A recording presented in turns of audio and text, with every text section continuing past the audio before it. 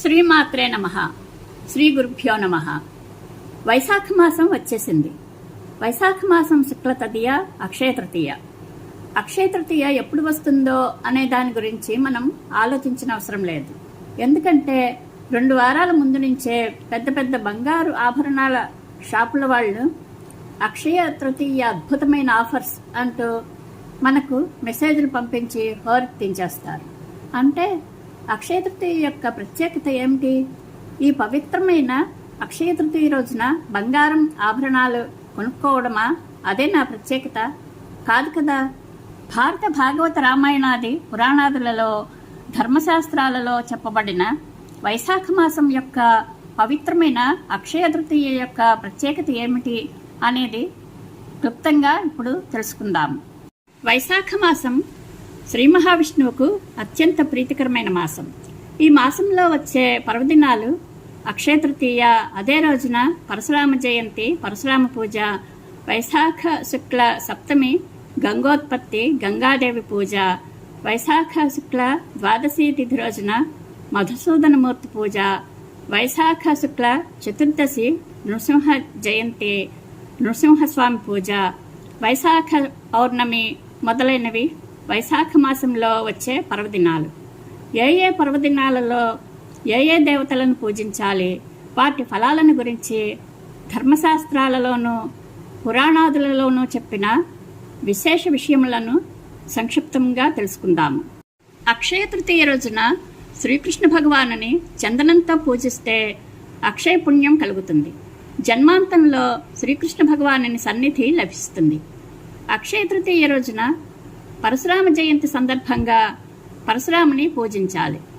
అక్షయ తృతీయ రోజున కొత్త కలశంలో నిండుగా ఉదకం పోసి దేవతలను, పితృదేవతలను ఉద్దేశించి దానం చేస్తే అక్షయ పుణ్యం లభిస్తుంది. పితృదేవతలకు ఉత్తమ లోకాలు ప్రాప్తిస్తాయి. అదేవిధంగా ఈ రోజున జపము, తపస్సు, పితృకార్యము, హోమాదులను ఏకొంచెంగా చేసినా అవి అనంతంగా చేసిన ఫలం కలుగుతుంది.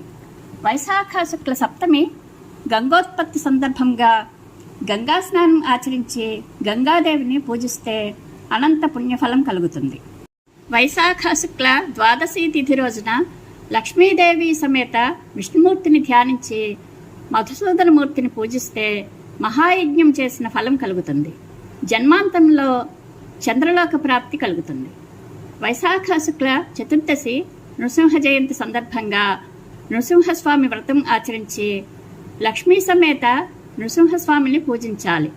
అక్షయ తృతీయ రోజున, అదేవిధంగా వైశాఖ పౌర్ణమి రోజున ఉదకుంభ దానం అనగా కొత్త కలశంలో నిండుగా ఉదకం పోసి దానం చేయుట, అదేవిధంగా దధ్యన్నము, విష్ణుకర్రలు, కొత్త గొడుగు, కొత్త పాదరక్షలు, పర్యంకము, భూగోదానాదులు శక్త్యానుసారం చేస్తే అక్షయ పుణ్యం కలిగి ఉత్తమలోకాలు కలుగుతాయని, అదేవిధంగా వ్రతపూజాదులు, జపహోమాదులు మొదలగు సత్కార్యములు శక్తి కొలది దానాదులు చేయటం వలన అక్షయ పుణ్యం, వంశాభివృద్ధి, లక్ష్మీ కటాక్షం కలిగి ఇల్లు సిరి సంపదలతో తొలతూగుతుందని మహాభారతంలో చెప్పబడింది. ఇదియే అక్షయ తృతీయ యొక్క, వైశాఖ మాసం యొక్క ప్రత్యేకత, పరమార్థం. అక్షయ తృతీయ రోజున ప్రముఖ పుణ్యక్షేత్రమైన సింహాచలంలో కొలువై ఉన్న శ్రీ వరాహలక్ష్మి నరసింహస్వామి వారికి వైభవోపేతంగా చందనోత్సవం చేస్తారు. అవకాశం ఉన్నవారు శ్రీ వరాహలక్ష్మి నరసింహస్వామి వారి దివ్య దర్శనం చేసుకుంటే సకల శుభఫలాలు కలుగుతాయి. తరాలు మారుతున్న కొద్దీ వాస్తవాలు కనుమరుగై పర్వదినాలకు కొత్త అర్థాలు వస్తున్నాయి. అక్షయ తృతీయ అంటే ఆ రోజున ఎలాగైనా ఎంతో కొంత బంగారం కొంటే అది అక్షయం అవుతుందనే అర్థంగా వాడుకలోకి వచ్చింది. పుణ్య కార్యక్రమాలు చేయాలనే ఆచారం కనుమరుగైంది. పవిత్రమైన వైశాఖ మాసంలో అక్షయ తృతీయ రోజున పర్వదినములలో శక్త్యానుసారం ఉదకుంభదానము, దధ్యన్నము, కొత్త గొడుగు, కొత్త పాదరక్షలు, పర్యంకము, భూగోదానాదులు, వ్రతపూజాదులు, జపహోమాదులు, అక్షయ పుణ్యప్రదమైన దానధర్మాది సత్కార్యక్రమములను నిర్వహించుకుని అందరూ ఆయురారోగ్య ఐశ్వర్యాలతో క్షేమంగా ఉండాలని ఆకాంక్షిస్తూ శ్రీ లక్ష్మీనారాయణానుగ్రహ ప్రాప్తిరస్తు. శుభం భూయాత్.